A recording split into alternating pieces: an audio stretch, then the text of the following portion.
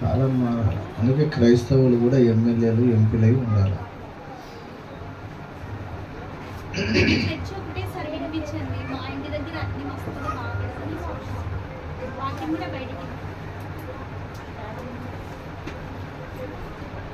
చివరి పాట.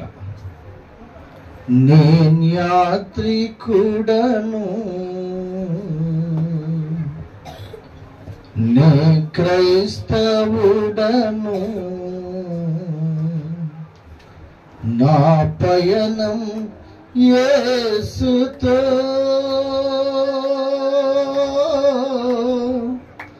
నా పయనం క్రీస్తుతో.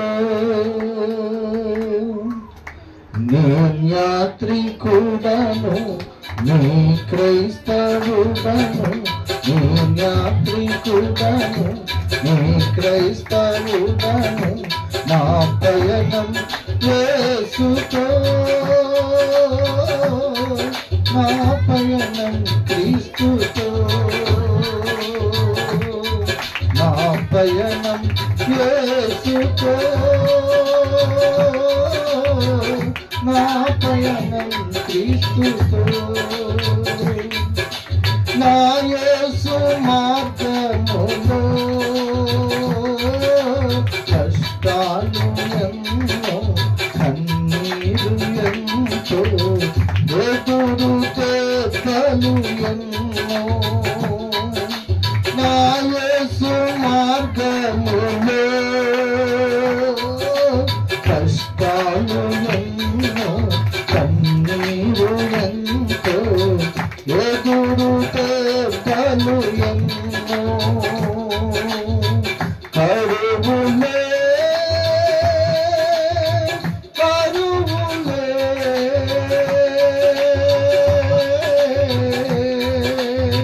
కరువులే అయినను పయనము ఆగదు, అయినను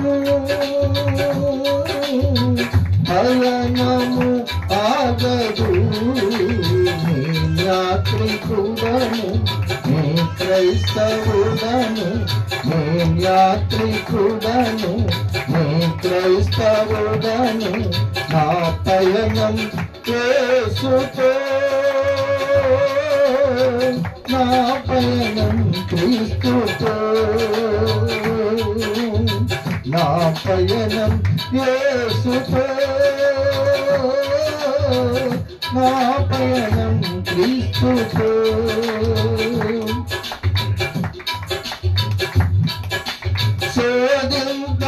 శోధింపబడినంతలో ఎంతో ఆనందం, ఎంతో సంతోషం, పరమానందమే. శోధింపబడినంతలో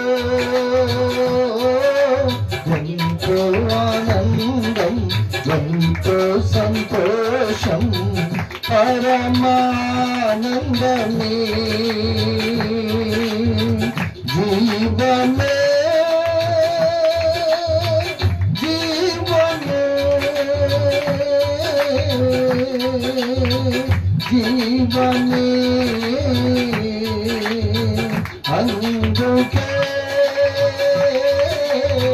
పయనము ఆగదు, అందుకే పయనము ఆగదు.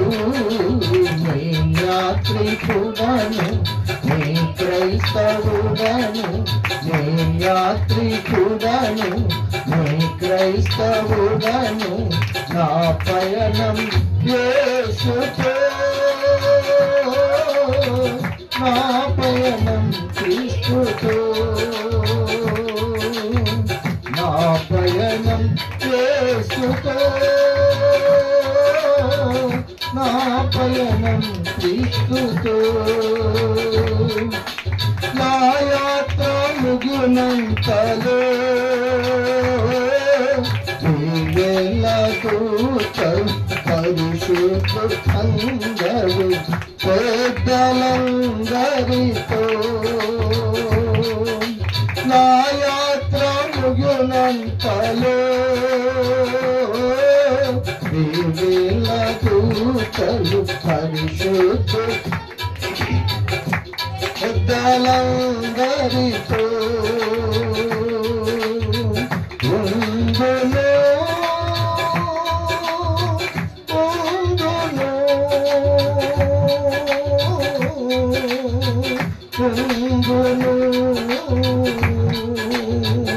అందుకే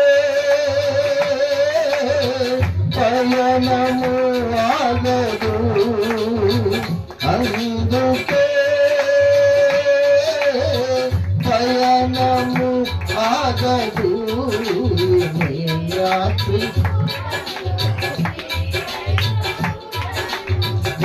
యాత్రికుడను నీ క్రైస్తవుడను నా పయనం యేసుతో నా పయనం క్రీస్తుతో నా పయనం యేసుతో నా పయనం క్రీస్తుతో సర్వతి పాడమందరం నీ యాత్రికుడను నీ క్రైస్తవుడను నీ యాత్రికుడను నీ క్రైస్తవుడను నా పయనం యేసుతో నా పయనం క్రీస్తుతో నా పయనం యేసుతో నా పయనం క్రీస్తుతో నా యాత్ర ముగినంతలో వేవేల దూతలు పరిశుద్ధులందరూ పెద్దలందరితో నా యాత్ర ముగినంతలో వేవేల దూతలు పరిశుద్ధులందరూ పెద్దలందరితో ఉండును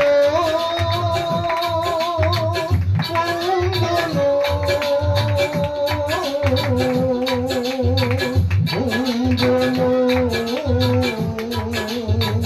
అందుకే పయనము ఆగదు అందుకే పయనము ఆగదు నీ యాత్రికుడను నీ యాత్రికుడను నీ క్రైస్తవుడను నా పయనం యేసుతో నా పయనం క్రీస్తుతో నా పయనం యేసుతో నా పయనం క్రీస్తుతో నా పయనం యేసుతో నా పయనం క్రీస్తుతో నా పయనం యేసుతో నా పయనం క్రీస్తుతో నీ యాత్రికుడను నీ క్రైస్తవుడను నీ యాత్రికుడను నీ క్రైస్తవుడను నా పయనం యేసుతో నా పయనం క్రీస్తుతో నా పయనం యేసుతో నా పయనం క్రీస్తుతో నా పయనం యేసుతో నా పయనం క్రీస్తుతో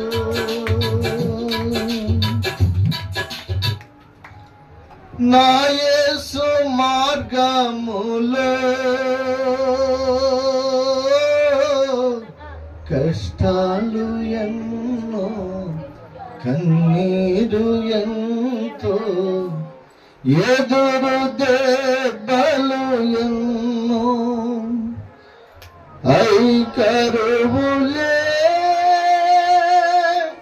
కరువులే కరువులే అయినను పయనము ఆగదు, నేను యాత్రికుడను, నీ క్రైస్తవుడను,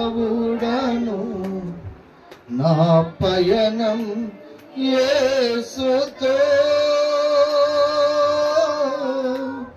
నా పయనం క్రీస్తుతో. ప్రార్థన చేసుకున్నాం. ప్రేమ నమ్మకం కలిగిన తండ్రి, పరిశుద్ధుడానికి స్తోత్రములు నాయనా. ఆదివారం నాడు కొద్ది మందగా కూడుకొని నిన్ను స్తుతించి నిన్ను ఘనపరిచే కృప ఇచ్చినందుకు వందనాలు. ఇంతవరకు పాటలతో ఆరాధనతో నిన్ను స్తుతించిన మేము కొద్ది నిమిషాలు వాక్యమును ధ్యానం చేసుకొని ప్రభువా నీ బలలో పాల్గొనవలసిన వారమై ఉన్నాం. అయితే వాక్యము ప్రకటింపబడుతూ ఉంటుండగా మా ప్రాణాత్మలను మీరు సిద్ధపరచి వాక్యమును ధ్యానించుకొని మా లోపమేమిటో మేము తెలుసుకొని కడగబడి నీ బలక యోగ్యులుగా మార్చబడే కృప దయచేయండి. వాక్యాన్ని వివరింపబోతున్న నీ దాసుడొట్టువాడు తన దోషములను, తన అపరాధములను, తన తప్పుదములను మీరు క్షమించి కడిగి పరిశుద్ధపరచి రెండింతల ఆత్మాభిషేక తైలంతో నింపి మా అందరితో మీరు మాత్రమే మాట్లాడి మహిమ పొందమని, ఆటంకపరచ చూచుచున్న చీకటి శక్తులన్నిటినీ యేసునామములో బంధించి పారదోలి మమ్మల్ని కృపగా అప్పగించుకుంటూ కొన్ని నిమిషాలు లోకమును అయా విడిచి మరచి నీ సన్నిధిని అనుభవించే కృప మాకందరికి దయచేసి మీరు మాత్రమే మహిమ పొందమని మా ప్రభువును సర్వలోక రక్షకుడును యేసుక్రీస్తు పుణ్యనామంలో సమర్పించి ప్రార్థించి అడిగి వేడుకుంటున్నాము తండ్రి. ఆమేన్. హల్లెలూయా. స్వరమెత్తి చెబుదాం హల్లెలూయా. రెండు చేతులు పైకెత్తి స్వరమెత్తి చెబుదాం హల్లెలూయా. దేవుని నామానికి మహిమ కలుగును గాక. హల్లెలూయా. క్రీస్తునందు ప్రియమైన దేవుని బిడ్డలారా, కొద్ది నిమిషాలు వాక్య ధ్యానం చేసుకొని క్లుప్తంగా వాక్యాన్ని వివరించుకొని బల్లలోకి కొనసాగుదాం. పరిశుద్ధ దైవ గ్రంథములో నుండి మరి జకరియా గ్రంథము, జకరియా ప్రవచన గ్రంథము 3వ అధ్యాయము 8వ వాక్యాన్ని చదువుకుందాం.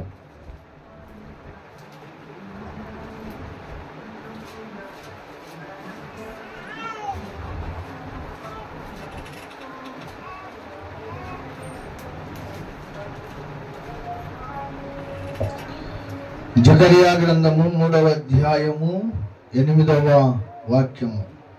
ప్రధాన యాజకుడైన యెహోషువ నీ ఎదుట కూర్చుండు నీ సహకారులు సూచనలుగా ఉన్నారు. నీవును వారును నా మాట ఆలకింపవలెను. ఏదనగా చిగురు అను నా సేవకుని నేను పంపింపబోచున్నాను. ఈ వాక్య భాగంలో నుండి పరిశుద్ధాత్మ దేవుడు మనతో మాట్లాడును గాక. ఆమేన్. హల్లెలూయా. క్రీస్తునందు ప్రియమైన దేవుని బిడ్డలారా, చదవబడినటువంటి వాక్య భాగములో ఈ 3వ అధ్యాయము 1వ వచనములో దేవుని దగ్గర సాతానుడు ఫిర్యాదు అయి యెహోషువ అనబడినటువంటి యాజకుని మీద నేరము మోపుటకై దేవుని సన్నిధిలో నిలబడి ఉన్నాడు సాతానుడు. అక్కడ యెహోషువ మలిన వస్త్రము కలిగి ఉన్నాడు అని దేవునికి సాతానుడు ఫిర్యాదు చేస్తూ ఉన్నాడు. దేవుడేమో లేదయ్యా, నా కుమారుడు ఇప్పుడే అగ్నిలో నుండి తీయబడిన కొరివిలాగా ఉన్నాడు అన్నాడు. అంటే అక్కడ మాట్లాడుతూ యెహోషువ, ప్రధాన యాజకుడైన యెహోషువతో అంటున్న ఒక మాట, ప్రవచనం ఏమిటి అంటే, చిగురు అని నా సేవకుణ్ణి నేను రప్పింపబోచున్నాను. ఏమండి, చిగురు అనే నా సేవకుణ్ణి నేను ఈ భూమి మీదికి పంపించబోతున్నాను అని యెహోషువతో దేవుడు ఒక వాగ్దానము చేశాడు. ఏమండి, సేవకుడు అంటే ఎవరు అంటే యేసు ప్రభువే అసలు సిసలైన సేవకుడు. బైబిల్లో ఆయన సెలవిచ్చాడు, అయ్యా నేను సేవ చేయుటకు వచ్చి తిని గాని చేయించుకొనుటకు రాలేదు అన్నాడు. నేను చేయించుకొనుటకు కాదు, చేయుటకే వచ్చి తిని. ఆయనే ఏమంటే సేవకుడుగా ఈ లోకంలో పిలువబడ్డాడు. ఇక్కడ చిగురు అనే వ్యక్తి ఎవరయ్యా అంటే యేసు ప్రభువును గురించి చెబుతున్నాడు. ఇంకా 6వ అధ్యాయము 12-13 వచనాలలో ఆయన ఏం పని చేస్తాడో కూడా స్పష్టంగా చెబుతున్నాడు. అతనితో ఇట్లనము, సైన్యములకు అధిపతి యెహోవా సెలవిచ్చున్నదేమనగా, చిగురు అని ఒకడు కలడు, అతడు తన స్థలము నుండి చిగుర్చును, అతడు యెహోవా ఆలయమును కట్టించును, అతడే యెహోవా ఆలయమును కట్టును, అతడు ఘనత వహించుకొని సింహాసనశీనుడై ఏలును, సింహాసనశీనుడై అతడు యాజకత్వము చేయగా ఆ ఇద్దరికి సమాధానకరమైన యోచనలు కలుగును అన్నాడు. ఏమండి, చిగురు అనే నా సేవకుడు వస్తాడు. అతను ఏం చేస్తాడంట? ఇక్కడ చాలా విషయాలు ఉన్నాయి కానీ మెతుకు 3 విషయాలు. ఒకటేమో యెహోవా ఆలయమును కట్టించును. ఏం చేస్తాడంట ఆయన? యెహోవా ఆలయమును కట్టించును. రెండవదిగా ఆయన యాజకత్వము చేయును. మూడవదిగా ఆ ఇద్దరికి సమాధానకరమై యోచనలు కలుగును. ఏమండి, సమాధాన పరిచేవాడు. యేసు ప్రభు సేవకుడుగా ఈ లోకానికి వచ్చి ఆయన 3 పనులు చేస్తాడని ఇక్కడ ప్రవచనం సెలవిస్తుంది. ఒకటేమో మందిరము కట్టుట, రెండవదేమో ఆ మందిరంలో యాజకత్వము చేయుట, మూడోదేమో సమాధానపరచుట. ఏమండి, యేసు ప్రభు మత్తయి సువార్తలో పేతురుతో అన్నాడు, పేతురు, నీవు నా బండవు, నేను నా సంఘమును నీ మీద కట్టుదును అన్నాడు. 16వ అధ్యాయము మత్తయి సువార్త 16వ అధ్యాయము 18వ వచనం చూడండి. మరియు నీవు పేతురువు, ఈ బండ మీద నా సంఘమును కట్టుదును, పాతాళలోక ద్వారములు దాని ఎదుట నిలువలేరవని నేను నీతో చెప్పుచున్నాను. ఏమండి, పేతురుతో అన్నాడు, పేతురు, నీవు నా బండవు, ఈ బండ మీద నా సంఘమును కట్టుదును. సంఘమును కట్టిన వాడెవడు? దేవుడే, యేసు ప్రభువే. పాస్టర్లు విర్రవీగుతుంటారు, మా చర్చికి ఎంతమంది వస్తారు, అంతమంది వస్తారు. బాబు, ఆ సంఘాన్ని కట్టినవాడే యేసు. సేవకుడు అనేవాడు ఎవడయ్యా అంటే బూర. ఇది ఉంది, ఆ చేతిలో ఒక మౌత్ ఉంది, మౌత్ అంటాడు, మౌత్ ఉంది. దీంట్లో మాట్లాడితే మీకు స్పీకర్ ద్వారా వినిపిస్తుంది. ఎవరైనా దీన్ని ఎక్కువ ప్రేమిస్తారా, దీంతో మాట్లాడే మనిషిని ప్రేమిస్తారా? పని చేసేతోడు ఎవడు, మాట్లాడేతోడా? ఇదే ఇది ఏం పనికిరాదు. దీన్ని పట్టుకొని మాట్లాడే ఈ మనిషి ముఖ్యం. ఇక పాస్టర్ అనేవాడు కూడా దీని లెక్కటోడు. వాడిని వాడుకునేది, వాడిని నియమించేది, వానికి సమస్తము నడిపించేది ఎవడయ్య అంటే దేవుడు. మీరందరూ కూడా యేసు ప్రభు కట్టినటువంటి ఆత్మలు మీరు. ఏమండి? అపోస్తల కార్యాల గ్రంథంలో ఏమన్నాడు? 20వ అధ్యాయం 20వ వచనంలో, 28వ వచనంలో దేవుడు తన స్వరక్తమునిచ్చి సంపాదించిన సంఘం అంటే ఇది. ఏ సంఘం అండి? దేవుడు తన స్వరక్తమిచ్చి సంపాదించిన సంఘం. పాస్టర్ మీ కొరకు ప్రాణం పెట్టలేదు, పాస్టర్ మీ కొరకు రక్తం కార్చలేదు, పాస్టర్ మిమ్మల్ని పరలోకం తీసుకుని అసలు వాడైపోతాడని గ్యారెంటీ కూడా లేదు. ఒక ఆయన అంటున్నాడు, అయ్యా నరకంలోనంట విశ్వాసుల కంటే ఎక్కువ పాస్టర్లే కనిపిస్తారంట. నరకంలో ఎక్కువ విశ్వాసుల కంటే పాస్టర్లే కనిపిస్తారంట. అదేంది? వీడు అంతమందికి బోధన చేసినోడు, అంతమందికి వాక్యం చెప్పినోడు, అంతమందికి అట్లా బతకాలి ఇట్లా బతకాలి అని చెప్పినాడు, వీడు నరకంలో ఉండడం ఏంది? పాస్టర్లలో చాలా మంది దొంగలే ఉన్నారు, బతకనికి వచ్చిన వాళ్ళు ఉన్నారు, డబ్బులు సంపాదించుకునికి వచ్చారు. ఈ మధ్య కాలంలో ఆ కాలంలో పేతురు పౌలు అంత పరిచర్య ఎవరు చేయలేదు భూమి మీద. పౌలు చాలా గొప్ప పరిచర్య చేశాడు. అసలు పౌలు ఏమైంది? సంఘానికి పౌలు ద్వారా దేవుడు నేర్పించినన్ని మర్మాలు, లోతైన విషయాలు ఇంకా ఎవరికి ఆ ఘనత దొరకలేదు. పౌలు కంటే గొప్ప సేవకుడు ఎవడు లేడు భూమి మీద. పౌలు కంటే మించిన తోపుగాళ్ళు ఎవరు లేరు సేవకులు అనమాట. ఆ పౌలు ఏమన్నాడు తెలుసా? అన్ని సంవత్సరాలు సేవ చేసిన పౌలు, అంత లగ్జరీగా బ్రతికిన పౌలు స్టేజ్ ఏంది?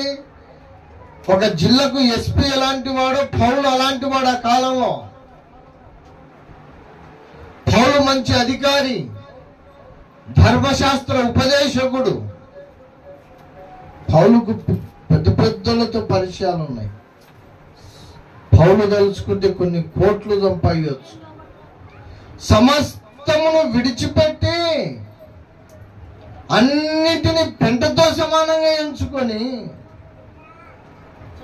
కాలినడకతో తిండి లేక బట్ట లేక సేవ చేశాడు ఆయన. ఒకసారి ఏమంటాడో తెలుసా? ఈ గడియ వరకు ఇన్ని రోజులు మేము పని చేశాం, ఇన్ని రోజులు సేవ చేశాం, ఇన్ని గ్రామాలు తిరిగాం, ఇన్ని సంఘాలు కట్టాం, అయితే ఈ గడియ వరకు మేము అన్నపానములు లేక, ఉండనిక ఇల్లు లేక, కట్టనిక బట్ట లేక ఘోరమైన దుర్భర జీవితంలో మేము ఉన్నాం అంటాడు పౌలు అన్న. అంత గొప్ప సేవకుడు ఒకానొక దినాన తనకు ఖర్చులకు లేకపోతే డేరాలు కుట్టుకున్నాడు, పట్టాలు. ఆ కాలంలో సేవకులేమో ఉన్నది పోగొట్టుకుని సేవ చేశారు. ఈ కాలంలోనేమో లేనిది ఎంత సంపాదించుకొని కోట్లు కూడా పెట్టుకుంటున్నారు. ఏమంటే సేవ అంటే సంపాదన అయిపోయింది, వ్యాపారం అయిపోయింది, భక్తి కొందరికి లాభ సాధనం అయిపోయింది. అందుకే ఆయన అంటున్నాడు, అయ్యా ఎక్కువ విశ్వాసుల కంటే పాస్టర్లే ఉంటారంటున్నారు నరకంలో ఎక్కువ. ఆడ పొరపాటున మన సంఘంలో ఎవరైనా విశ్వాసులు వచ్చి ఆడ పాస్టర్ను చూసినారనుకో, ఏమండి ఆడ అప్పుడు విశ్వాసం ఏమంటది మనకు? పరిమాణంలో నువ్వు అంత పెద్ద బోధలు చేర్చివి కదరా, అంత గొప్ప గొప్ప మాటలు చెప్తూ కదా, నువ్వు వచ్చి నరకంలో ఉన్నావు ఏమరా అన్నాడు. ఏమండి సంఘమును కట్టింది యేసుప్రభు, దేవుడు, పాస్టర్లు కాదు. పాస్టర్లను దేవుని స్థానంలో ఉంచొద్దు, గౌరవించాలా. పాస్టర్ అంటే భయపడాలా. కనిపించే పాస్టర్కే భయపడింది, కనిపించని దేవునికి ఎట్లా భయపడుతుంటావా? ఏమని ఇప్పుడు నీ తండ్రి ముందరనే నువ్వు భయపడలేదు అనుకో, నీ తండ్రి లేనప్పుడు నువ్వు భయపడతావా? తండ్రికి, ఇంట్లో ఉన్న తండ్రికే నువ్వు భయపడినోడివి, కనిపించని దేవునికి ఎట్లా భయపడుతుంటావు? తల్లిదండ్రులు అంటే కొంచెం భయము ఉండాలా. తల్లిదండ్రులు అంటే అంత భయం లేకుండా బతకకూడదు. మరి పిల్లలకు తల్లిదండ్రులు అంటే భయం ఉండాలా. ఆ తల్లిదండ్రులకు ఎవరు భయం ఉండాలా? మరి దేవుడు కనిపించడుగా. కనిపించే పాస్టర్కే నువ్వు భయపడకపోతే అనుకో. ఒక ఆమె అంటుంది, నేను కర్నూలులో ఒక చోట ఒక ప్రాంతానికి వెళ్ళా. నేను పోయేసరికి ఆమె కుర్చీలో కూర్చొని ఉంది. పాస్టర్ వచ్చినా ఆమె కుర్చీలో నుంచి లేదంటే, సరే ఏం కాళ్ళ నొప్పులు ఉన్నాయో నడుము నొప్పులు ఉందో ఆమెకు అనుకున్నా. కొంచెంసేపు ఉన్నాక నన్ను చూసి కాళ్ళ మీద కాలేసింది ఆమె. అబ్బో, సరే మంచిది, ఆమె పరిస్థితి ఏముందో మనకేం తెలుసు. వాళ్ళ ఆయన వచ్చినాడు, పాస్టర్ అయ్య గారు వచ్చి నువ్వు కాళ్ళ మీద కాళ్ళు వేసుకొని కూర్చుంటున్నావు, అంత కావరమా నీకు అన్నాడు. ఆమె నడుము నొప్పులు ఉందో కాళ్ళ నొప్పులు ఉందో ఎందుకు తిరుగుతున్నావు బ్రదర్ని నేను అంటున్నా. ఆ రోగం లేదు సార్, దిట్టంగా 3 పూటలు తిని బాగా దిట్టంగా ఉంది. గర్వము నెత్తికెక్కింది అంతే. ఆమెంటే ఏ మనిషికి మర్యాద ఇయ్యడంట. ఎవరన్నా భర్త వాళ్ళ బంధువులు వచ్చినా కేర్ చేయదంట, భర్తకే లెక్క చేయదంట ఆమె. ఎందుకంటే ఆమెకు 2 అహము. ఒకటి, వాళ్ళ నాయన మంచి ఉద్యోగస్తుడంట, ఈ పిల్లనికి ఏమైనా ఉద్యోగం వస్తుందేమో అని ఇచ్చినాడంట, ఈయనకి ఉద్యోగం రాదు, అందుకని వాడిని కేర్ చేయదు. రెండోది, ఆమె మంచి అందగత్తె. నాకు అందం ఉంది, మా నాయనకి డబ్బు ఉంది, మా నాయన పెద్ద ఉద్యోగస్తుడు, మా నాయన కోటీశ్వరుడు, నేనేంది ఒకని కింద లొంగి బతకడం, నేనే వానికి విధేయత చూపడం అని అహం అన్నమాట. అహంతో నువ్వు కనిపించే భర్తకు భయపడకపోతేవి, తల్లిదండ్రులకు భయపడకపోతేవి. సరే, పొద్దున్న లేచినప్పుడు నుంచి వాళ్ళ ముఖం చూస్తున్నావు కాబట్టి వాళ్ళకంటే మర్యాద ఇవ్వకపోతుంది. కనిపించే సేవకుని కన్నా మర్యాద ఇవ్వకపోతే ఎట్లా? భయపడకపోతే ఎట్లా? నువ్వు సేవకునికే భయపడట్లేదంటే కనిపించని దేవునికి భయపడుతున్నావా అనొచ్చా? సేవకుడు అంటే భయపడాలి, గౌరవించాలి. సేవకుడు మన ఇంట్లో ఒక మనిషి, మన అన్నలా అంటాడో, సేవకుడి కంటే పెద్ద వయసు ఉందనుకో సేవకుడు మీకు తమ్ముడులా అంటాడు, ఇంకా పెద్ద వయసు ఉందనుకో సేవకుడు నీకు కొడుకులా అంటాడు, నీ ఇంట్లో ఒక మెంబర్లా అంటాడు. కానీ సేవకుడు దేవుడు కాదు. ఈ రోజుల్లో సేవకులు పోతే ఓ పూలు చల్లుతున్నారు, పైన కాళ్ళు మొక్కుతున్నారు. బైబిల్ అంటుంది మొక్కాల్సినది ఒకే ఒక్కరికి, దేవునికి. ఏమండి, పూలు జల్లంత గొప్పోడు కాదు, కాళ్ళు మొక్కేంత గొప్పోడు కాదు, నువ్వు గౌరవించినంత వాడు. అర్థమవుతుంది నా మాటలు? అటు సేవకుడు అనేవాడు సంఘమును కట్టిన వాడు కాదు, సంఘానికి కాపలా కాస్తున్న ఒక కాపలదాడే, ఒక కాపరి మాత్రమే. దీనికి యజమానుడు ఎవడు? దేవుడు. దేవుడు మీ కొరకు ప్రాణం పెట్టాడు. దేవుడు యేసుప్రభు మీ కొరకు రక్తం చిందించాడు. యేసుప్రభు మీ కొరకు పరలోకం విడిచి లోకానికి వచ్చాడు. యేసుప్రభు మీ కొరకు సమస్తమును ధారపోశాడు. ఏమండి, విత్తువాడు ఆయన్నే, ఏమండి నీరు పోసేవాడు ఆయన్నే, దీన్ని వృద్ధి చేసేవాడు కూడా ఆయన్నే. వీడు ఎవడంటే మేకలు తినకుండా ఆవులు తినకుండా కాపలాగా ఇస్తాడు, కావలిగాడు అంతే. సేవకుడు అనేవాడు కావలిగాడు. దీనికి సమస్తము అధికారి అయి ఉన్నవాడు దేవుడు. అందుకే ఆయన స్వరక్తం ఇచ్చి సంపాదించిన సంఘము. ఈ సంఘాన్ని కట్టిన వాడేమో యేసు ప్రభు. యేసు ప్రభు సంఘాన్ని కట్టినవాడు. రెండవదిగా ఈ సంఘంలో ఆయన ప్రధాన యాజకుడై ఉన్నవాడు కదండి. హెబ్రీలకు రాసినటువంటి పత్రిక 10వ అధ్యాయము 21వ వచనము చూడండి. దేవుని ఇంటి పైన మనకు గొప్ప యాజకుడున్నాడు గనుకను, మనకి ఎవడున్నాడు? గొప్ప యాజకుడున్నాడు. ఎవరా గొప్ప యాజకుడు? యేసు ప్రభువే ఆ గొప్ప యాజకుడు. ఏమండి, యాజకుని పని ఏమిటి? సంవత్సరానికి ఒకసారి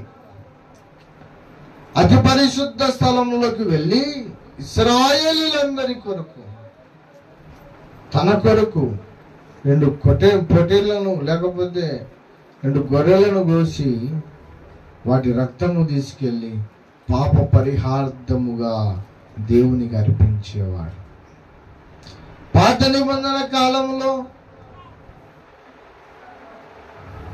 పండుగలకు ప్రతి నెలకు ఒకసారి, సంవత్సరానికి ఒకసారి యాజకుడు దేవుని సన్నిధికి వెళ్ళి ఇశ్రాయేలీయులందరి కొరకు రక్తము చిందించేవాడు, రక్తం అర్పించేవాడు.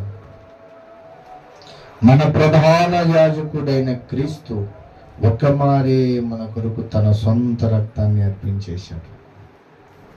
ఇప్పుడు మనం పొట్టెన్లు కోయాల్సిన పనిలే, గొర్రెలు కోయాల్సిన పనిలే, మేకపోతులను కోయాల్సిన పనిలే, ఏమండి కోళ్ళను కోయాల్సిన పనిలే.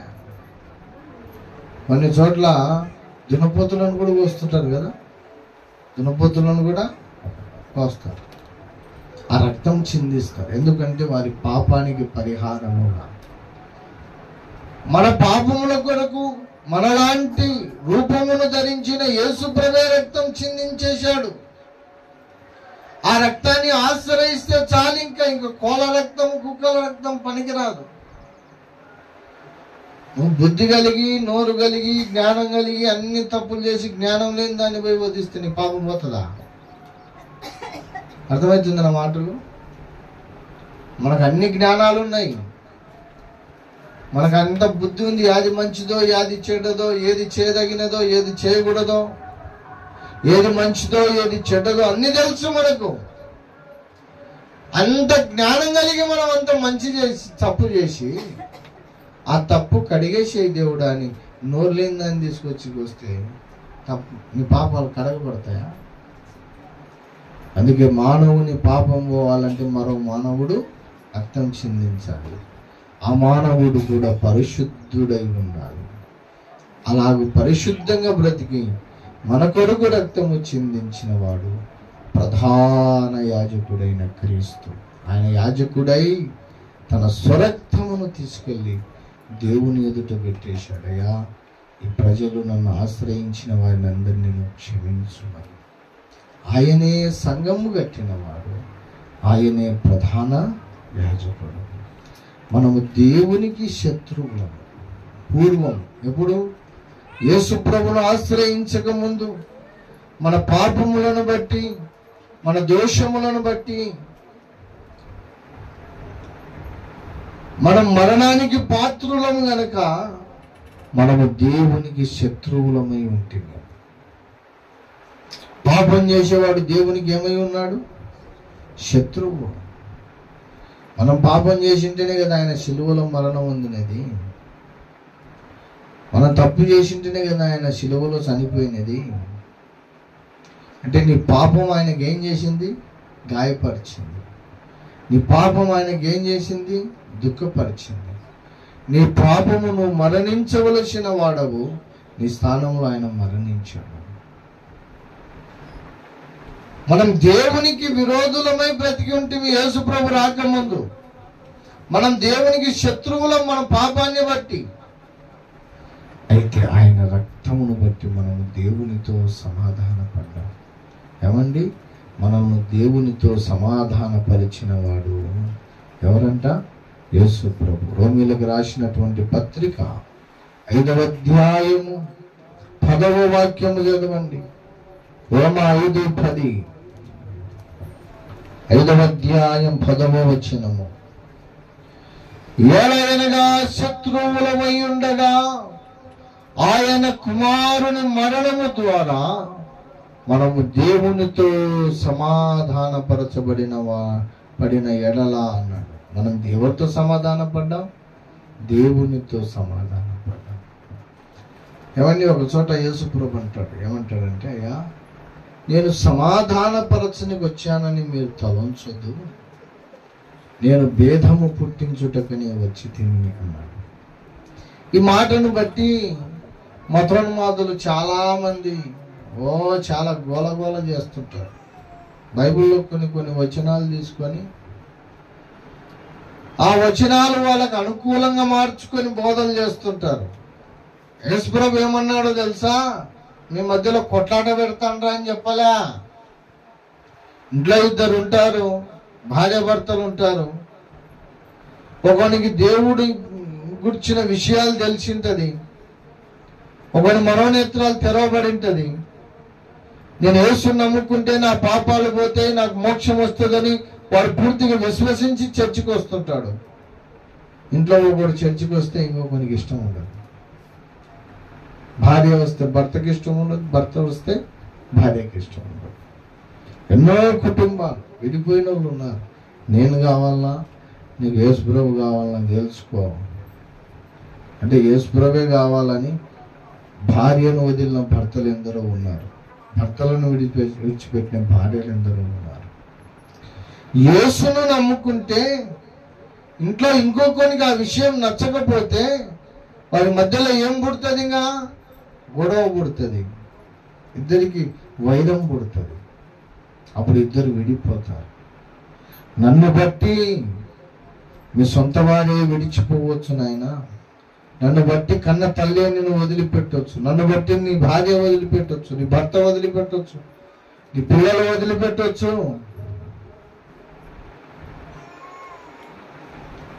ఇక్కడ తాడిపత్రి ఊరి పక్కన ఒక ఆయన ఉన్నాడు, రెడ్డిస్. అతని పేరు నాకు అంత గుర్తులేదు, కానీ ఆయన వృద్ధాపాయంలో యేసుప్రభుని నమ్ముకున్నాడు. భార్య చనిపోయింది, ఆయనకు నలుగురు కొడుకులకు పెళ్లిళ్ళైనాయి, కోడళ్ళు, మనవళ్ళు, మనవరాలు. వాళ్ళేమో రెడ్డిస్. అందరికి పెళ్లి చేసిన తర్వాత ఆయనకి ఎవరు సువార్త చెప్పారో, ఎవరు ఎట్లా సువార్త విన్నాడో తెలియదు, కానీ ఆయన యేసుప్రభుని నమ్ముకున్నాడు, అంగీకరించాడు. యేసు రక్తంలో బాప్తిస్మం తీసుకున్నాడు. బాప్తిస్మం తీసుకున్న తర్వాత వాళ్ళ కొడుకులు ఏమన్నారంటే, మనం కాపోళ్ళము, మనం రెడ్డోళ్ళము, మనం యేసుప్రభుని నమ్మడం ఏంది, మనం తక్కువ జాతి దేవుళ్ళని మొక్కడం ఏంది, నువ్వు అసలు మా ఇంటికే ఘోరమైన మాట తెచ్చినావు, పేరు తెచ్చినావు, మమ్మల్ని అవమాన పాలు చేసినావు, నువ్వు మా ఇంట్లో ఉండొద్దని పండు ముసలోని వాళ్ళు తరిమేసినారు ఇంట్లో. ఆయన అక్కడ నుండి ఇక్కడ ఆర్లగడ్డ పక్కన అనుకుంటా ఎక్కడో చిన్న విలేజ్, ఏదో కొట్ట అనేది కొంచెం పొలం ఉంది. ఆ పొలంలో చిన్న పాక వేసుకొని అక్కడ బతుకుతున్నాడు ఆయన. ఎవరైనా సువార్త అక్కడ పోతుంటారు, సువార్త చేసుకోవడం, వాళ్ళని పిలిచి టీ నీళ్ళు ఇచ్చి అవసరమైతే భోజనాలు చేపించి అన్నం పెట్టి పంపిస్తుంటాడు ఆయన. ఒకసారి మేము సువార్తకు పోయి ఆయన దగ్గర భోజనం చేసి వచ్చినాం. ఏం పెద్దయ్యా, నీకు ఇంట్లో ఎవరు లేరా? ఎందుకు లేరు నాయనా? నాకు 4 కొడుకులు, 1 కూతురు, 4 కోడళ్ళు ఉన్నారు, 1 అల్లుడు ఉన్నాడు, మనవళ్ళు మనవరాలు ఉన్నారు, పెద్ద కుటుంబం నాయన నాది. మరి నువ్వు ఒక్కనే ఉన్నావు ఎందుకు? నేను యేసుప్రభుని నమ్ముకున్నానని నన్ను వాళ్ళందరూ వెలివేశారని. నేను యేసుప్రభుని నమ్ముకున్నానని నన్ను ఎవడు వాళ్ళు రానియట్లేదు. అందుకని ఈ తోటలో నేను ఒక చిన్న కొట్టం వేసుకొని, చిన్న ఇల్లు కట్టుకొని నా వంట నేనే చేసుకొని తింటూ ఉన్నాడు. యేసుప్రభుని నమ్ముకున్నందుకు కుటుంబంలో కొందరికి నచ్చక వాళ్ళు వీళ్ళు విడిపోతారు. అందుకే యేసుప్రభు అన్నాడు, బాబు నేను సమాధానపరచనికి వచ్చింది ఇంట్లో ఉన్న వాళ్ళకి కాదు, భార్యాభర్తల మధ్యలో, అన్నదమ్ముల మధ్యలో, అక్క చెల్లెల మధ్యలో, తండ్రి కొడుకుల మధ్యలో, వీళ్ళ మధ్యలో కాదు నేను సమాధానపరచనికి వచ్చింది, మానవులకు దేవునితో సమాధానపరచనికి వచ్చాను. ఆయన సమాధానకర్త. ఎప్పుడు దేని విషయంలో? మనుషులను దేవునితో సమాధానపరచనిక ఆయన సమాధానకర్తగా ఈ లోకానికి వచ్చాడు.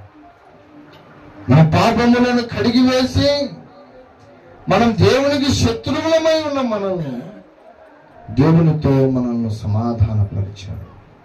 ఒకప్పుడు మనం శత్రువులం, ఇప్పుడు ఏమై ఉన్నాం? ఆయన కుమారులమై ఉన్నాం, ఆయన కుమార్తెలమై ఉన్నాం.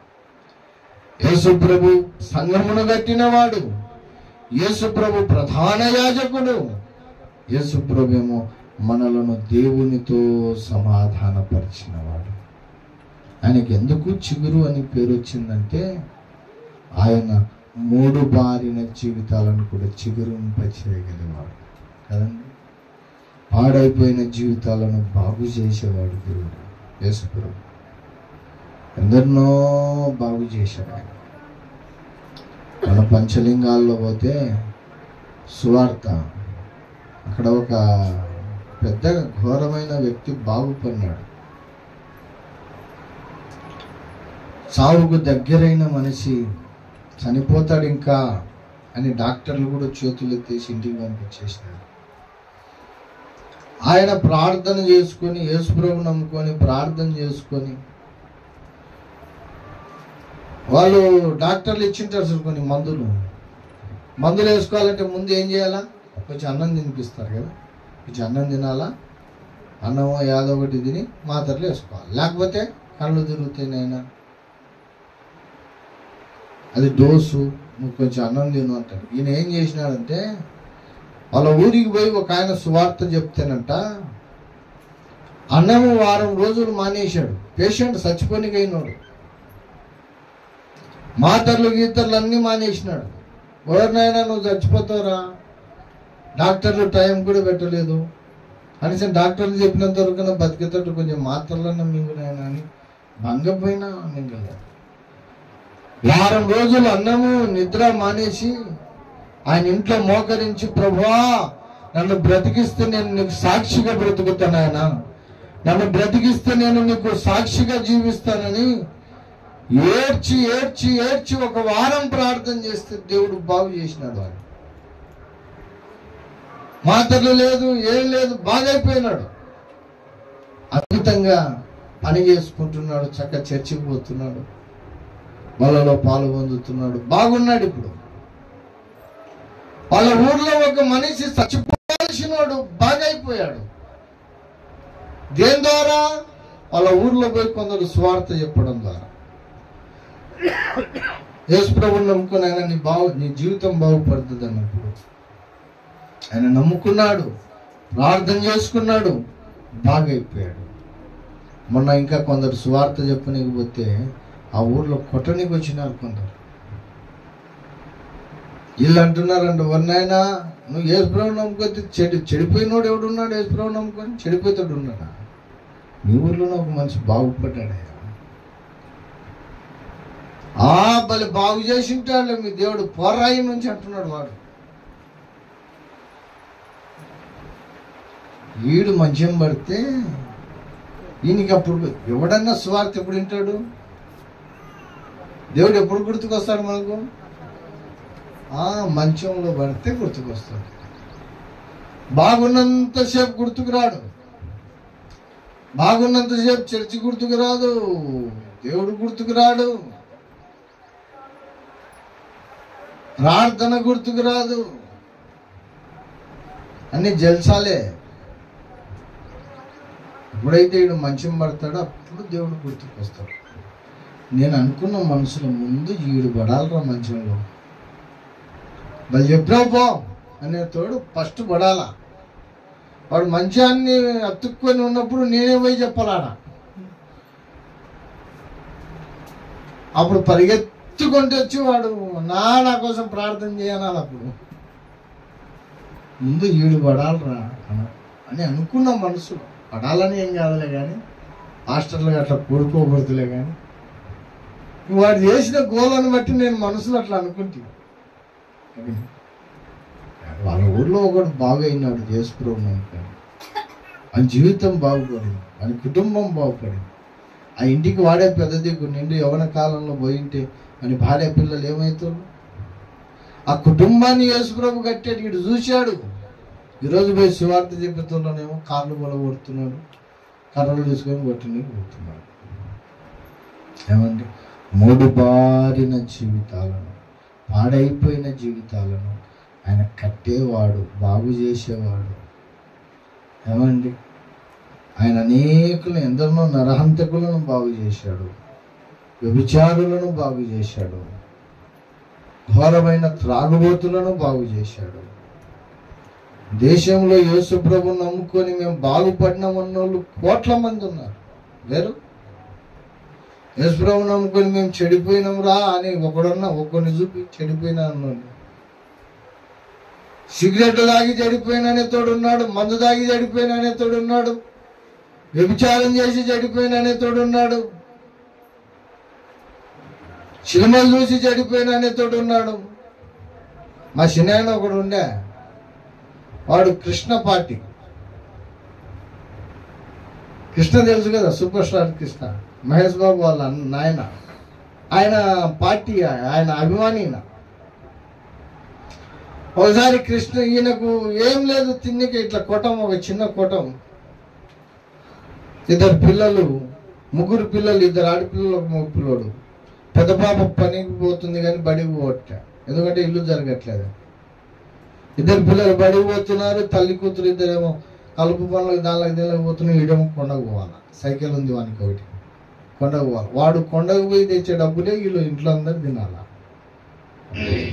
వీడు మొగోడు ఏం చేసినాడంటే, ఇంకా సినిమా పడింది, వాళ్ళ యాక్టర్ ఇతను అభిమానించే నాయకుని సినిమా పడింది. ఇప్పుడు ఈయన దగ్గర డబ్బులు లేవు, ఏం చేయాలి ఇప్పుడు? వీడు ఇంట్లో ఏమన్నా అమ్ముదామంటే ఏం లేవు పెద్ద వస్తువులు, అంతా మసిపెట్టిన పోగులాగే. దానిలో నేవుడు కొంటాడు, కొన్న సినిమా టికెట్ డబ్బులు వస్తాయా? రావు. ఏం చేయాలని ఈయనకి రోజు పోషించే సైకిల్ని తీసుకుని అమ్మినాడు వీడు సినిమా కోసం. దాన్ని అమ్మి సినిమా చూసి 3 గంటలు ఎంజాయ్ చేసి వచ్చినాడు. మరుసటి రోజు తింటే ఎట్లా? పండగ పోవాలా, సైకిల్ లేదు. ఇప్పుడు వాళ్ళ భార్య అడుగుతుంది, ఏం చేసినావు సైకిల్? ఏం లేదులే ఉంది కానీ అంటున్నాడు ఈయన. ఏమైంది? సైకిల్ లేదు, కొండకు పోలేదు ఈరోజు, సాయంత్రానికి ఏదైనా తెస్తేనే మనం తినాలా, ఏం లేదు. వాళ్ళ భార్య చాలా సేపు కొట్లాడితే నేను నమ్మేసి సినిమా పోయినా అంటున్నాడు. ఇప్పుడు సినిమాలు చూసి పాడైన వాళ్ళు ఉన్నారు, బజార్లో పడిన వాళ్ళు ఉన్నారు, అవునా? త్రాగి పాడైపోయిన వాళ్ళు ఉన్నారు. యేసు ప్రభువును నమ్ముకొని నేను పాడైనా అనేతోడు ఎవడన్నా ఉన్నాడా? పాడైనోడు కూడా బాగైనాడు ఈడ, చెడిపోయినోడు కూడా బాగైనాడు ఈడ. ఆయన 3 బారిన జీవితాలను కట్టేవాడు, చెడిపోయిన బ్రతుకులను బాగు చేసేవాడు. నాకు తెలిసిన ఒక అక్క ఉంది, ఆమె వేశ్య ఒకప్పుడు, ఈరోజు చక్కగా సువార్త చెప్తుంది, కరపత్రికలు ఇస్తుంది ఇంటింటికి. ఒకప్పుడు ఆమె వీధిలో నడుచుకుంటూ పోతే వీధిలో ఉన్న మగవాళ్ళందరూ ఎగతాళి చేసేటోళ్ళు, చులకనగా మాట్లాడేటోళ్ళు, తక్కువ చేసి మాట్లాడేటోళ్ళు. ఈరోజు ఆమెనే అందరూ మొక్కుతున్నారు. బాగలేని జీవితాన్ని బాగు చేసేవాడు ఆయన. అందుకే ఆయనకు ఏం పేరు? చిగురు అని పేరు. మనల్ని కట్టినవాడు ఆయనే, మన నిమిత్తం రక్తము తీసుకెళ్లి దేవునికి ఇచ్చినవాడు ఆయనే, మనల్ని పరిశుద్ధపరిచినవాడు ఆయనే. మూడవదిగా మనకు దేవునితో సమాధానపరిచినవాడు ఆయనే. మన బ్రతుకులను కూడా కట్టినవాడు ఆయన. ఈరోజు అంత కొంత గౌరవం ఉందంటే ఆయన కృప, అంతే కదా. ఏమండి, నేను వేరే వాళ్ళ విషయం ఎందుకు, నేనే, నాకు 6వ తరగతిలో రావు. మా టీచర్ ఇంటికి పట్టుకొని గోడకేసి కొట్టేది, ఎందుకు చదువుతున్నావురా, పోయి ఆవులన్నా కాసుకోరా బాగుపడతావు. అప్పుడు మాకు ఆవులు ఉండేవి, పోయి ఆవులన్నా కాసుకోరా బాగుపడతావు, నీకు చదువు అవ్వదురా అని. ఒకవేళ నేను యేసు ప్రభువును నమ్మకపోయింటే నా పరిస్థితి ఏంది, నేనేం చేసేవాడిని అని అప్పుడప్పుడు తాండకపోతే నాకు ఆలోచన వస్తుంటుంది. నాతో పాటు కొంతమంది ఉన్నారు కదా తాండలో పిల్లలు, అప్పుడు చిన్నప్పుడు నాతో పాటు తిరిగిన వాళ్ళు, నాతో పాటు ఉన్నోళ్ళు, వాళ్ళు ఇప్పుడు ఏం చేస్తున్నారు తెలుసా? చిన్న చిన్న షార్ట్లు వేసుకొని, చినిగిపోయిన పనిగలు వేసుకొని కొండలు ఆవులు కాసుకుంటూ తిరుగుతున్నారు. ఇంకా కొంతమంది పిల్లలు కొంచెం ఆవులు, డబ్బున్నోడు ఆవులు కాసుకుంటున్నాడు, డబ్బు లేనివాడు సారా కాసుకుంటున్నాడు. పొద్దున్నే పోవాలా, పొద్దున్న 8 గంటలకు పోతారు, 3 గంటలకు పోతారు, పోయి ఆ కొండంతా తిరిగి ఒక మూపు కట్టెలో ఏరుకుంటారు. ఆ సారాయి వండేది అంత ఈజీ ఏం కాదు. పొద్దున్న 6 గంటలకు ఎక్కిస్తే మధ్యాహ్నం 3 గంటలకు ఒక బిందె సారాయి వస్తుంది. మళ్ళీ మధ్యాహ్నము ఎక్కించుకుంటే మళ్ళీ రాత్రి 8కి ఆ టైంలో ఇంకొక బిందె వస్తుంది. 2 బిందెలు సారాయి వాడు వండాలంటే పొద్దున్నే వాడు 3 గంటలకు పోవాలా, రాత్రి 9 గంటలకు ఇంటికి రావాలి. నా కొండలోనే ఇంకా వానికి తిండి తిప్పలు, సారాయి గీరే అంత తాగుడు గీగుడు అంతా వాడు. ఆ సారాయి వండేటప్పుడు అంట సారాయి మంచిగానే వస్తుందంటే కొన్నిసార్లు పుల్లగా అయిపోతుందంట. సారాయి వండేటప్పుడు ఏదైనా పాల్ట్ అయిందనుకో ఆ సారాయి పులుపు అయిపోతుంది. పులుపు అయిపోతే దానికి పెద్ద విలువ ఉండదు. బాగుంటేనే దానికి విలువ. అది బాగొచ్చిందో పులుపు వచ్చిందో అని చెప్పేసి ఒక గ్లాస్ పోసుకొని తాగుతాడు వాడు 2 బిందెలకు 2 గ్లాసులు తాగేసరికి ఫుల్గా అయిపోతుంది. ఎందుకంటే అది పచ్చి సారా కదా. ఆ ఒక బిందె తీసుకొచ్చి ఇంటికి వచ్చి 3 బిందెలు నీళ్లు కలిపితే కానీ మనం తాగలేము. దాన్ని తాగేతోళ్ళు తాగలేరు, అంత ఘాటుగా ఉంటుంది, పెట్రోల్ లాగా ఉంటుంది. వాడు ఆడ వండిన సారాయిని ఎవరికైనా మనిషి మీద పోసి నిప్పంటించేసి దగ్గును అంటుకుంటారు. వాడు పెట్రోల్ అంటించినట్టే అంత బగబగ మండుతుంటుంది. అది ఆ బగబగ మండుతున్నటువంటి సారాయి వాడు 2 గ్లాసులు తాగేసరికి అయిపోయి సాయంత్రానికి ఫుల్ మత్తు వచ్చేస్తుంది. ఈ తాండలేకి పోయి వానికి ఏది కనిపించదు, విచ్చలవిడిగా పాపంలో పడిపోతుంది. నేను ఒకసారి తాండకు పోయినప్పుడు అనుకుంటా, నేను కూడా యేసు ప్రభువుని నమ్మకపోయింటే నా స్థితి ఇదే కదా, నా పరిస్థితి ఇదే కదా అనుకుంటా. ఈరోజు మనం అంతో కొంత విలువ కలిగి ఉన్నామంటే అది దేవుని కృపని, యేసు ప్రభు కృపని. అవునా కదా? నా జీవితాన్ని మార్చిన దేవుడు మీ జీవితాలను కూడా మార్చాడు. మన మధ్యలో రత్నవన్ననే పాస్టర్ అంటే అంత దూరం ఉరుకుతుండే ఫస్ట్. అవునా? ఇప్పుడు ఆయనకు కూడా దేవుడు మానించేశాడు, బాగున్నాడు ఆయన. ఇట్లా ఎందరో బాగైన వాళ్ళు ఉన్నారు, లేరా? యేసు ప్రభువును నమ్ముకొని బాగైన వాళ్ళు ఉన్నారు. యేసు ప్రభు మనల్ని బాగు చేసిన వాడు, మన జీవితాలను కట్టినవాడు, మన గృహాలను కట్టినవాడు. నేను ఒక చివరి మాట చెప్పి ముగించేస్తాను. ఆయన మన కొరకు ప్రాణమిచ్చి మనల్ని ఒక గుంపుగా కట్టినవాడు. ఆయన ప్రధాన యాజకుడై ఆయన రక్తమును మన కొరకు సమర్పించినవాడు. మనం దేవునికి శత్రువులమై ఉంటే మనలను దేవుణ్ణి రాజీ చేసినవాడు, సమాధానపరిచినవాడు, కలిపినవాడు. మన బ్రతుకులను, మన ఇండ్లను, మన వంటలను సమస్తమును ఆయన బాగు చేసినవాడు. ఏమండి, ఇంతగా మనకు మేలు చేసిన దేవునికి మనం ఎంత రుణపడి ఉండాలా? అవునా కదా? నువ్వు రుణపడి ఉండాలా లేదా? నేను ఒక మాట చెప్తా. భూమి మీద ఈ లోకంలో మనుషులకు విలువైనటివి చాలా ఉన్నాయి. బంగారు విలువైనది మనుషులకు, అవునా? బంగారు చాలా విలువైనది, అని చాలా జాగ్రత్తగా దాచిపెడతాం. ఈ కాలంలో బంగారు కొనాలంటే చాలా కష్టం, ₹1,00,000 దాటిపోయింది. బంగారు విలువైనది, ధనము విలువైనది, ఆస్తి అంతస్తులు విలువైనది. ఉద్యోగం, మంచి ఉద్యోగం ఉందంటే అది వానికి విలువైనది. భూమి మీద ఉన్న లోకములో ఉన్నోనికి ఎన్నో విలువైనటివి ఉన్నాయి. కానీ క్రైస్తవునికి విలువైనది ఏదైనా ఉందంటే రక్షణ. యేసు ప్రభు ఇచ్చిన రక్షణ, దానికంటే విలువైనది ఇంకేది? నీ ఉద్యోగం పనికిరాదు, నీ ధనము పనికిరాదు, నీ ఆస్తి పనికిరాదు, నీ అంతస్తు పనికిరాదు. ఎందుకంటే అవి ఏవి నిన్ను పరలోకం చేర్చదు, అవేవి నీ పాపానికి క్షమించదు. అమ్మయ్యా, నేను ₹1,00,00,000 సంపాదించిన, నా పాపాలన్నీ కడగబడ్డాయి అనుకుంటావా?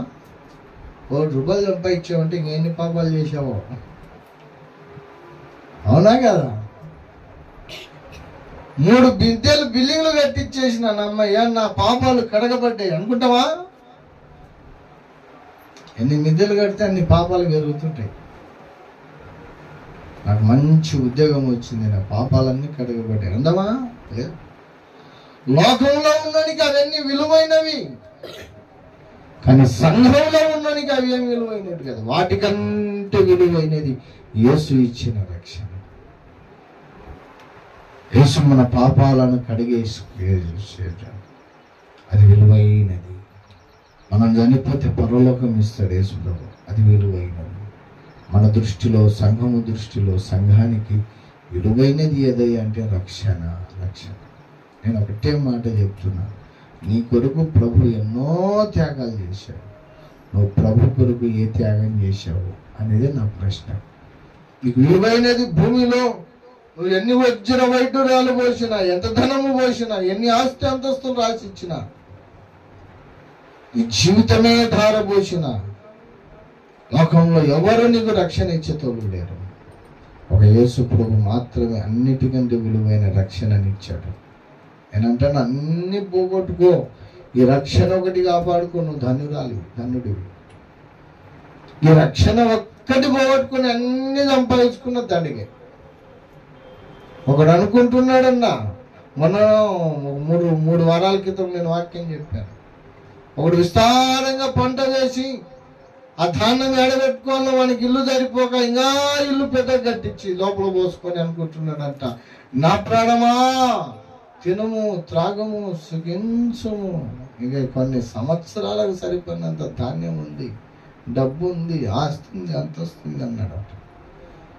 దేవుడు వచ్చి రాత్రి అన్నాడంట, ఈ రాత్రి నిన్ను చంపేస్తున్నాను రా. ఏమాయ సంపాదించినదంతా?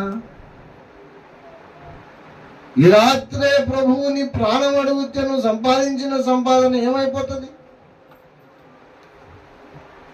రక్షణను కాపాడుకున్నవాడు, భక్తిని కాపాడుకున్నవాడు ఈ రాత్రి ఇప్పుడు చచ్చిపోయిన వానికి మేలే, పరలోకం అని శ్రేష్టమైన రాజ్యంలో ఉంటాడు. అన్నీ సంపాదించుకుని ఇది ఒక్కటి పోగొట్టుకున్నావు రక్షణ అనుకో, దేవుడు ఇచ్చిన రక్షణ పోగొట్టుకున్నావు అనుకో, ఇంకా అవన్నీ ఎన్ని సంపాదించుకున్న రాత్రికి నువ్వు వదిలిపెట్టి పోవాల్సిందే, పోయి నువ్వు నరకంలో పడాల్సిందే. అన్నిటిని పోగొట్టుకో, బాధ లేదు, కానీ రక్షణ ఒక్కటి కాపాడుకో. రక్షణ ఎట్లా కాపాడబడుతుంది? మొదట దేవుడు అంటే నువ్వు భయపడాలి, భయము భక్తి కలిగి జీవించాలి, ప్రార్థన చేసుకోవాలి, బైబిల్ చదువుకోవాలి, ప్రతి వారం దేవుని సన్నిధికి వచ్చి బలలో పాల్గొందాలి. ముఖ్యంగా దేవుణ్ణి నువ్వు ప్రేమించాలి, లోకాన్ని కాదు, లోకంలో ఉన్న వాటిని కాదు. ఎవరిని ప్రేమించాలా? దేవుణ్ణి ప్రేమించాలి. దేవుని సన్నిధికి ఎప్పుడు రావాలని నువ్వు ఆశ కలిగి ఉండాలా, ఆయనతో నువ్వు బంధము కలిగి బ్రతకాల, ఆయనతో నువ్వు ఎప్పుడు ప్రతిరోజు ప్రార్థన చేసుకోవాలి, ఆయన నుండి నువ్వు విడిపోకూడదు. మనకు ఆదివారం యేసుప్రభు గుర్తొచ్చి మళ్ళీ ఆదివారం వరకు గుర్తురాడు. మధ్యలో ఎన్నిసార్లు ప్రార్థన చేసుకుంటున్నాము? పొద్దున్న లేచి ఎన్ని గంటలు ప్రార్థన చేస్తున్నాం? బైబిల్ చదవనికి వచ్చిన వాళ్ళు ఎన్ని గంటలు బైబిల్ చదువుతున్నారు? ఎంతసేపు దేవుని గురించి ఆలోచన చేసుకుంటున్నాం? ఎంతసేపు సంపాదన మీదనే పడుతుంది. సంపాదించుకోవాలా, కాదని లేదు, దానికంటే ఒక మీద భక్తి కూడా ఉండాలి. ఆయన నీ దోషములను కడిగిన వాడు, నీకు దేవునితో సమాధానపరిచిన వాడు, నీ కొరకు రక్తం చిందించిన వాడు, ప్రాణం పెట్టినవాడు,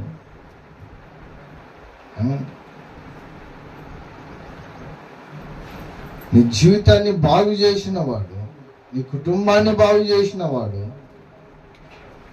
నువ్వు ఆయనకి ఎంత రుణపడి ఉన్నావు, ఎంత బాధ్యత కలిగి నీ భక్తి పట్ల ఉన్నావు, దేవుడు అంటే ఎంత భయం కలిగి ఉన్నావు.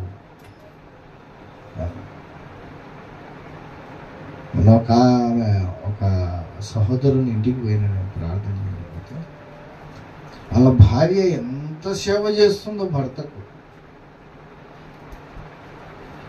ఆ మనిషి కూర్చున్న చోటని మొత్తం చెప్తున్నాడు, నీళ్లు పెట్టు, బట్టలు ఒక్కతే పాపం పరిగెత్తుకుంటూ కొట్టి అన్నీ చేస్తుంది. మళ్ళీ వాడు ఏదైనా పనికి పోయి వచ్చినప్పుడు మనకి వేడి చేసి ఉంటుంది, ఆరోగ్యం బాగాలేదని ఆ పాదాలకు అదేది కొబ్బరి నూనె పోస్తుంది, నెత్తికి కొబ్బరి నూనె పోస్తుంది. భర్తకి ఎంత సేవ చేస్తుందో. నేను అడిగిన అమ్మ, నువ్వు కొంచెం యోగ్యురాలుగా తల్లి, భర్తకు మంచిగా సేవ చేస్తున్నావు. మా భార్య అయితే సగం పనులు నాతోనే చేపిస్తుంది.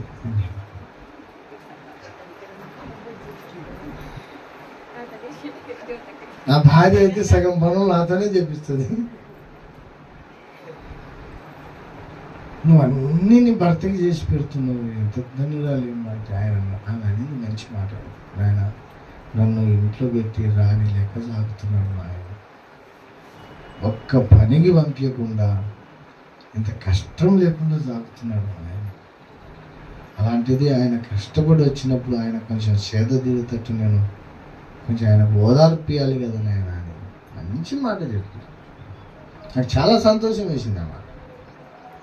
భర్త పట్ల భార్య అలా ఉండాలి. మనం కూడా క్రీస్తుకు భార్యలమై ఉన్నాం. ఆయన ఎన్నో చేశాడు మన కొరకు.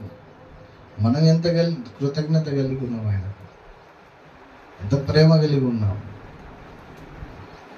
ఆయన ఎంతో ఇచ్చాడు. నువ్వు దేవునికి నువ్వెంత ఇస్తున్నావు? నాకు తెలిసిన ఒక కుటుంబం ఉంది. భర్త వారం అంతా కష్టపడి ఆదివారం తుణుకలు తెచ్చి ఆ తుణుకలు మాడగొడుతుంది భార్య.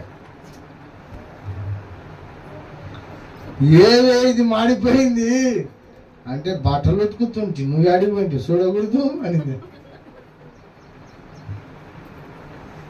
వారమంతా వాడు కష్టపడి శ్రమపడి డబ్బులు సంపాదించి భార్యకు సాకి ఆదివారం రోజు మంచి మాంసం తెచ్చి ఆ మాంసం కూడా సరిగ్గా వండి పెట్టదు భార్య. ఏమంటే కృతజ్ఞత లేదు, భర్త పట్ల ఒక ప్రేమ అనేది లేదు. ఈ మధ్య ఈ ఆడవాళ్ళకి ఏం పోయే కాలం వచ్చింది, భర్తలను చంపే ఆడవాళ్ళు ఎక్కువ అయిపోయినాయి.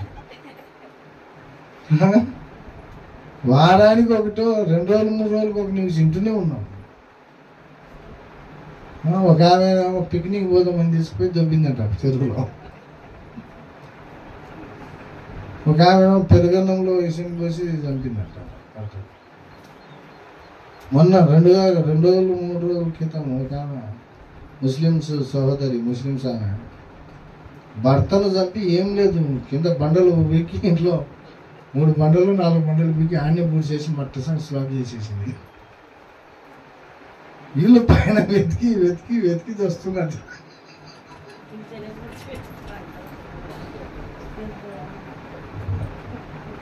బూడిచిన 3 నెలలు అనుకున్నారు వారు. ఏడుంది అని డాడీ వాడిని చంపి బూడి చేసి యాక్షన్ చేస్తుంది. ఇంకా నా భర్త కనిపెట్టలేదు, యాడికి పోయినాడు ఏమైనాడు అని ఏడుస్తుంది.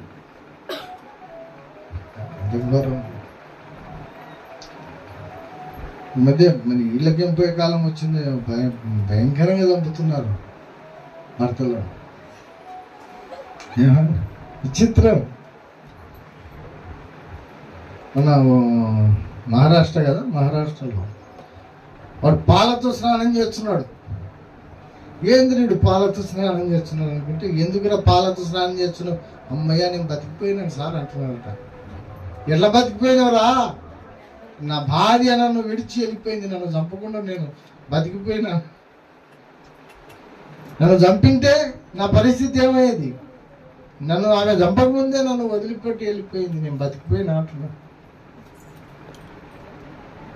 ఘోరమైన పరిస్థితులు వచ్చేసి నీ పరమ భర్త అయిన దేవునికి యేసుకు నువ్వు ఎంత కృతజ్ఞత కలిగి ఉన్నావు.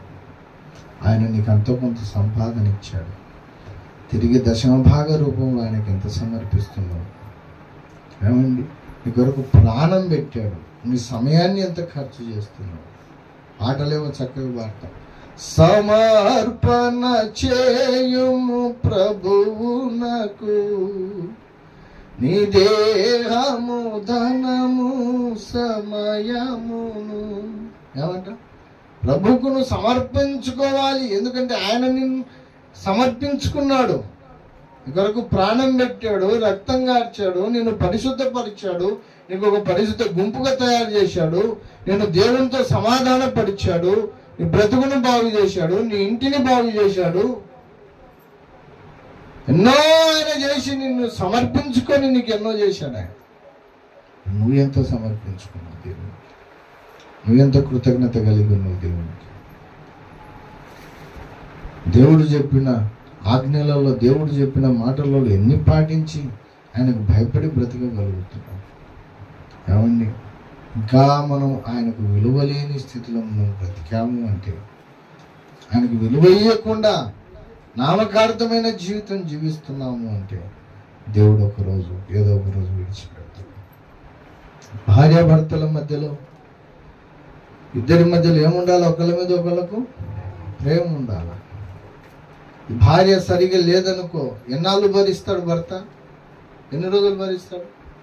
రోజు తిండి పెట్టకపోతే. ఒక టీచర్ ఉంది, జ్యోతి, వాళ్ళకి తెలిసిన టీచర్. భర్త ఇంట్లో ఉంటే భార్య ఉండదంట, భార్య ఉంటే భర్త ఉండదు. కెమెరా పెట్టుకున్నాడు ఇంటికి. ఆ టీవీలో సెల్లులో చూసుకుంటాడంట. ఆమె బయటికి ఎన్ని గంటలకు పోతుంది. ఆమె పోయినప్పుడు ఇడు పోతాడంట ఇంటికి. మళ్ళీ ఆమె బయటికి పోయినాక సెల్లు చూసుకుంటుంటుందంట. వాడు బయటకు పోయినాక ఈమె వస్తుందంట ఇంటికి. జీవితంలో భార్య వానికి అన్నం ఉండదు, వాడు భార్యకి ఏం తెచ్చిపెట్టాడు. ఇద్దరు హోటల్ తినలే. ఎన్నాళ్ళు ఉంటారు అట్లా? అదో ఒక రోజు ఆశ్రికి వస్తుంది, ఈ భార్య నాకు వద్దురా నాయన అని విడిచిపెడతాడు. వానికి అనుకూలమైన అమ్మాయిని పెళ్లి చేసుకుంటాడు. దేవునితో కూడా అంతే. హోషేయ అనే వ్యక్తి ఉన్నాడు. ఒక మాట చెప్పి ముగించేస్తాం. హోషేయ అనే వ్యక్తి ఉన్నాడు, ప్రవక్త ఆయన. ఆయనకి దేవుడు ఏమంటాడంటే, హోషేయ నువ్వు పోయి వ్యభిచారం చేసే స్త్రీని పెళ్లి చేసుకో అన్నాడు.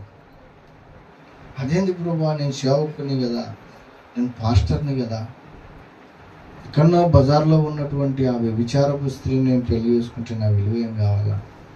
నా పరిస్థితి ఏం కావాలా ప్రభు అంటాడు. నేను చెప్పినది నువ్వు చేయరా, పో చేసుకోపోను. చక్కగా పోయి ఆమెను పెళ్లి చేసుకుని, ఆమెకు ఆల్రెడీ ముందే పిల్లలు ఉన్నారు.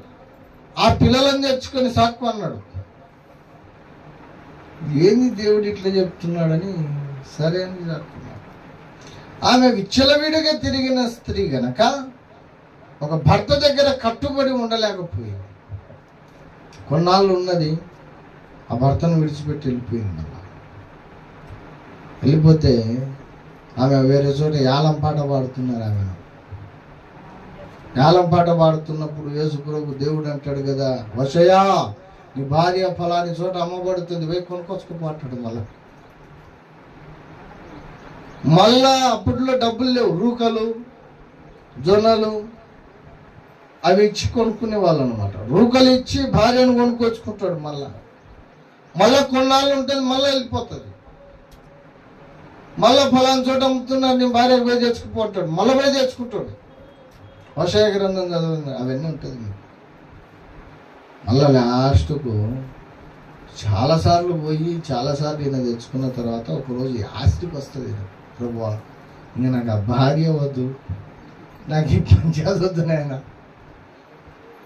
నువ్వు దయచేసి విడిచిపెట్టు అని చెప్పేసి అన్నప్పుడు దేవుడు అంటాడు, హోషేయ నీ భార్య 3-4 సార్లు నిన్ను విడిచిపెట్టి వెళ్ళిపోతేనే నువ్వు అంత ఆశ్చర్యపడుతున్నావే.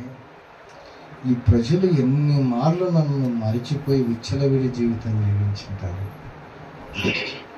ఎన్ని మార్లు నన్ను మరిచిపోయి వాళ్ళకి ఇష్టం వచ్చినట్టు బ్రతికారు. ఎన్ని మార్లు వాళ్ళు చేసిన తప్పులన్నీ క్షమించి మళ్ళీ వాళ్ళని దరి చేసుకున్నారు, ప్రేమిస్తున్నారు. వాళ్ళకి సావు రాకుండా ఏమి రాకుండా వాళ్ళని కాపాడుతున్నారు. ఎన్ని తప్పులు చేసినా నువ్వు ఆశ్చర్యపడినట్టు నేను ఆశ్చర్యపడితే ఈయన బతికేం కావాలా? నిజమే కదా. నీ భార్య పట్ల నువ్వు ఆశ్చర్యపడినట్లు నేను కూడా ఈ ప్రజల పట్ల ఆశ్చర్యపడితే ఈ ప్రజలు ఏం కావాలా? వాళ్ళ పరిస్థితి ఏం కావాలా? సాతానుడు వేటగాడై ఎవని మింగుదునా అని ఎదురు చూస్తూ తిరుగుతున్నాడు. అనేక ఊరిలో నుండి దేవుడు మనల్ని కాపాడుతూనే వస్తున్నాడు. వేటగాని ఉరి ఉండి నన్ను రక్షించిన కనికరా స్వరూపుడా. యేసన్న గారి పాట. సాతాను గాడు నీ కుటుంబాన్ని పాడు చేయనిక, నిన్ను పాడు చేయనిక, నీ పరిస్థితులను పాడు చేయనిక వాడు ఎప్పుడు తిరుగుతూనే ఉన్నాడు. ఎన్ని మార్లు వాని నుండి నిన్ను కాపాడాడు. అడుగడుగున మనకు ప్రాణగండమే. ఎక్కడ ప్రాణం పోతుందో తెలియదు. రోడ్డు మీద పోయేటప్పుడు టక్కున ఒక కారు కొట్టిందంటే ఎప్పే చచ్చిపోతాం. పోత గుండె ఆగిపోయిందంటే ఎప్పే ఊపిరి ఆగిపోతుంది. ఎన్ని మార్లు ప్రాణాపాయాల నుండి మనల్ని దేవుడు కాపాడుతున్నాడు. దేవుడు ఒక్క క్షణము మనల్ని విడిచిపెడితే మనం బ్రతకలేం. అది మన స్థితి. దేవుడు అన్నాడు, నేను నీ భార్య పట్ల ఆశ్చర్యపడినట్టు నేను పడింటే ఇలా పరిస్థితి ఏమయ్యేది, ఆ విషయం పోయి చెప్పు వాళ్ళకు అంటాడు.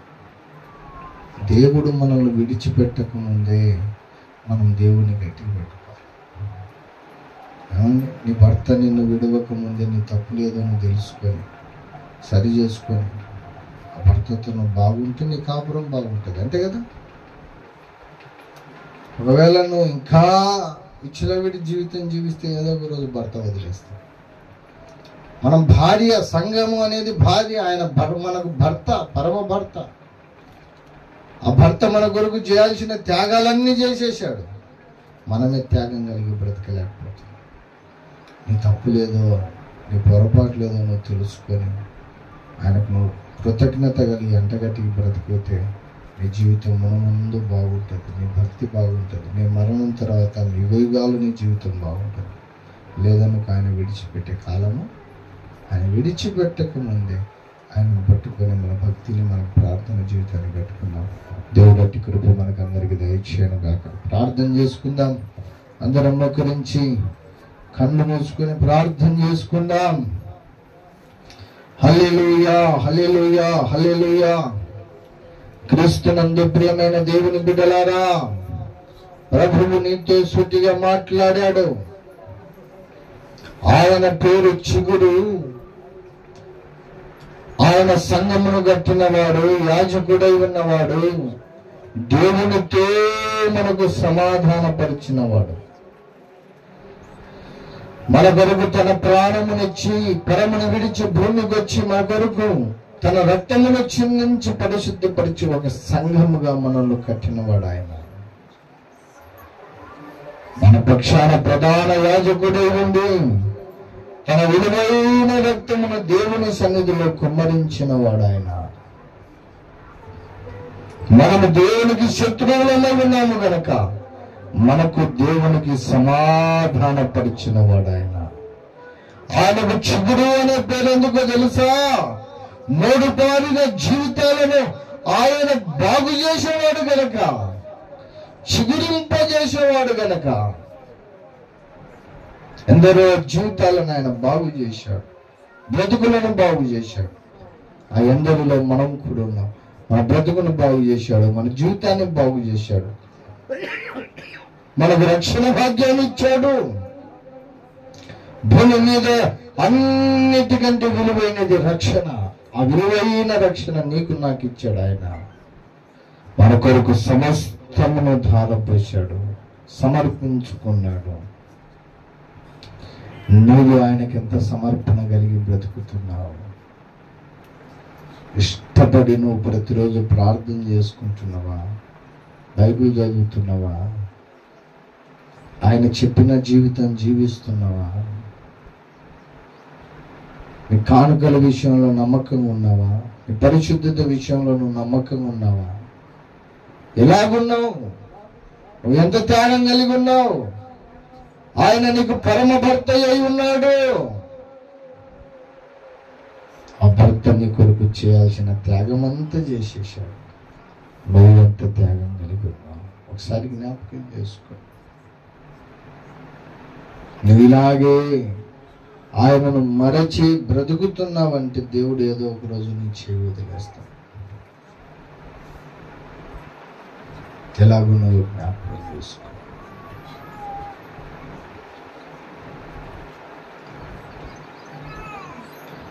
అర్పించినావు నీ జీవితం నా కోసమే ప్రభువా, అర్పించినావు నీ జీవితం నా కోసమే ప్రభువా. ఏ మంచితనము నాలో నలేకున్న, ఏ యోగ్యత నీ ఎదుట లేకున్నా, అర్పించినావు నీ జీవితం నా కోసమే ప్రభువా. చెప్పగలవా? అర్పింతును నా జీవితం నీ కోసమే ప్రభువా, అర్పింతును నా జీవితం నీ కోసమే ప్రభువా. ఏ సహోదరి, సహోదరుడా, నీ జీవితం ఎలా ఉన్నదో ఒక మారు నన్ను నువ్వు పరీక్షించుకోవాలని, వాక్యానుసారమైన జీవితం లేదేమో, ఒక మారు మనల్ని మనం పరీక్షించుకుందాం. అంతేకాదు, గడిచిన వారంలో ఎక్కడెక్కడ ప్రభును గాయపరిచామో, ఎక్కడ ప్రభు చేయొద్దన్న పనిని చేశామో, ఎక్కడ చేయమన్న పనిని చేయకమానామో, అక్కడల్లా ఆయన పాదాలు పట్టుకొని కడగబడదాం. దైవజనునిగా నన్ను నేను పరీక్షించుకున్నట్టుకు కొద్ది నిమిషాలు మౌనినవుతున్నాను. మిమ్మల్ని మీరు పరీక్షించుకొని ప్రభు రక్తంలో కడగబడాలని మీకు సమయం ఇస్తూ నేను సమయం తీసుకుంటూ కొద్ది నిమిషాలు మౌనినవుతూ ఉన్నాను.